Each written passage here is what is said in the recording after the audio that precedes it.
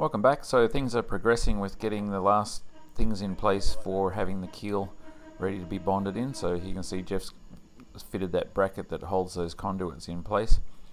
So that was pretty much the last step, and then he needed to bond those pulleys into place actually. So there you see it tipped up the other way. That's kind of how it's going to look. That way the conduits are not going to move around at all. So that's good that that's all sorted out.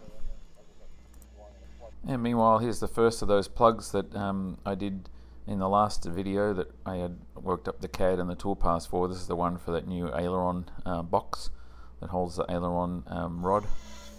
And here's the second one underway there. This one is one for the little add-on for the firewall to allow the parachute to fit in there correctly.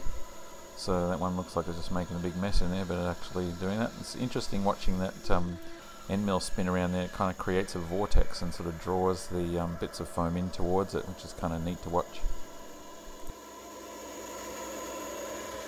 And this is the third one of those, and this one's for the bracket that sort of supports the engine mount and the firewall and sort of wraps around the parachute itself. So again, as you remember, we had to make that one a little bit wider to allow for the wider parachute that we ended up getting. And Devon and Zach were on it fairly quickly, getting those foam bits prepped for glass. And just, you see there, got it all sort of sanded and smoothed a little bit there, and just cutting out the glass ready to put some fiberglass on that, or some resin on that. And meanwhile, they've been working on this other one that came off the machine that same morning actually, and actually made some good progress on that one already, so it won't take long, and that one will be getting a coat of primer. In the last couple of days, Jeff's been a little bit like a homeless guy living in the back of the Raptor there, so because he's been doing a lot of work in there. So here you can see he's basically doing some work there. He's mounting the upper pulleys there that are in the middle, and he's already mounted the one on the floor there, as you can see there. So that one's been bonded into place already, and nicely aligned. And there's the bracket, or the half of the bracket there that the conduits slide into, and then the little cap thing will go on the top. So yeah, that one's all done.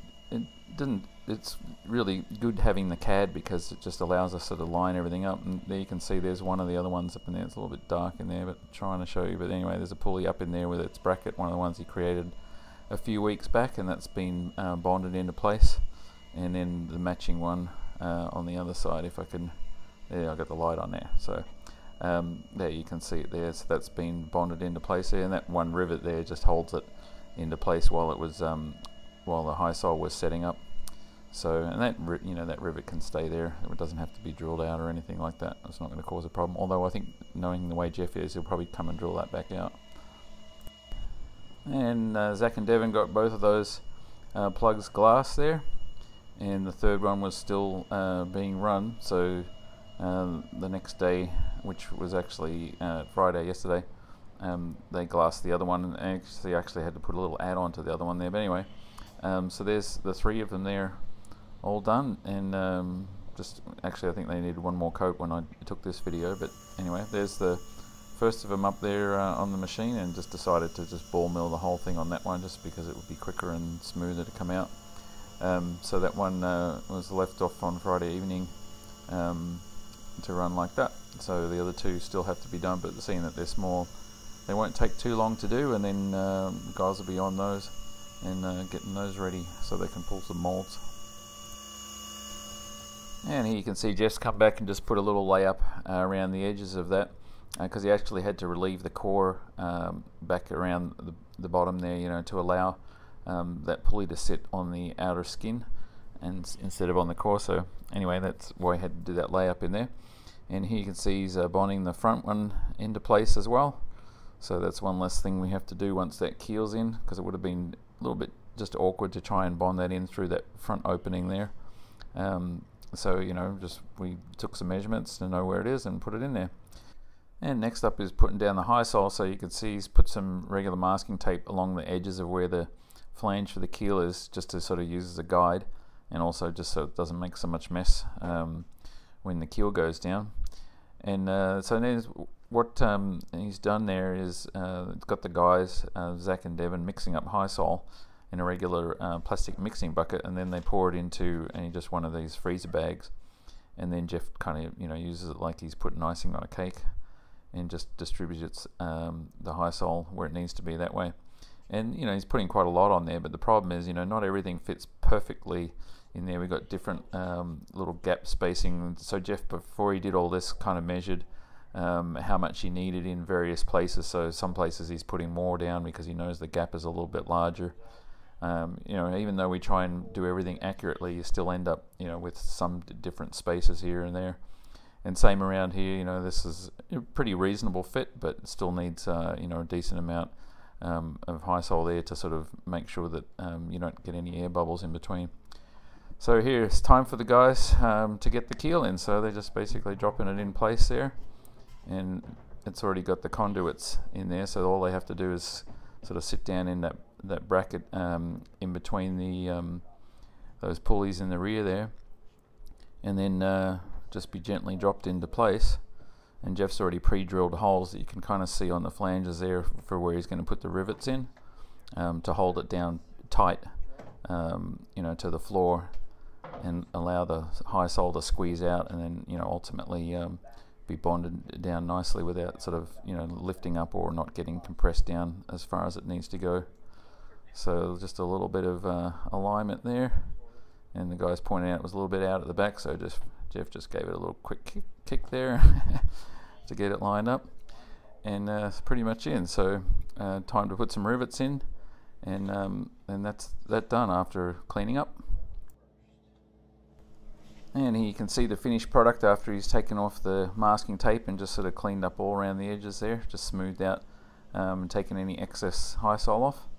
So that one's done, and there's still a lower bulkhead that has to go back in the back there, but we're not going to put that in till later on. So anyway, that's that done.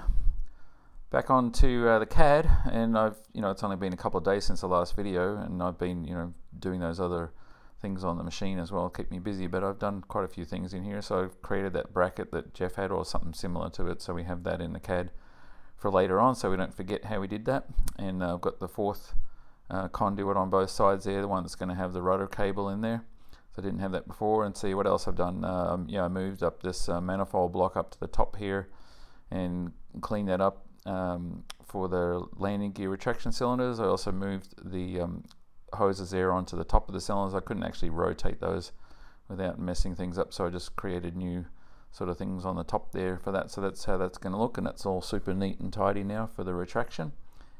And back onto, let's see, the fuel system. I've started working on that. So this is the main fuel line there coming out the bottom of the tank, the header tank, and then that runs back underneath and through that aft bulkhead. And I see I've created kind of like a little flange here that has there's going to be 3 different fuel transfer points there, and also pass-throughs there for the battery cables. That's the red and black ones that are pretty heavy cables that we need because of the distance and the amount of amps that the starter draws on the motor for the Audi. Anyway, so there's, you can see the fuel line comes up. Here's the fuel filter that we have, and then after that will be the fuel pump, electric fuel pump, and then from there the fuel goes out of there up through the firewall there and over to the high pressure fuel pump in the engine. I just kind of modeled that. It doesn't really look like that, but I just wanted it as a placeholder.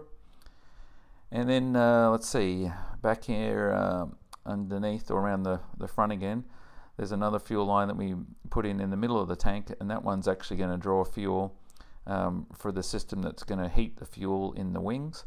And people have asked if we're going to do the heated leading edge, and we're still going to do that, but not in the prototype, just because it's going to take a while, and I don't want to slow the whole project down just trying to get that thing figured out. We'll do that on the second set of wings. So anyway, that second fuel line runs through a second fuel pump there, and then it runs into this heat exchanger that's going to be in the engine compartment there, and that's heat exchanger is going to be drawing heat from the regular heater system from the engine, that one that would normally heat the cabin of your car. And then the return of that fuel will run back the same way, and I haven't really plumbed that yet. I'm still finishing that off, but it's basically going to run back the same way through another line, and then back down through that third opening there that you can see, the one in the middle.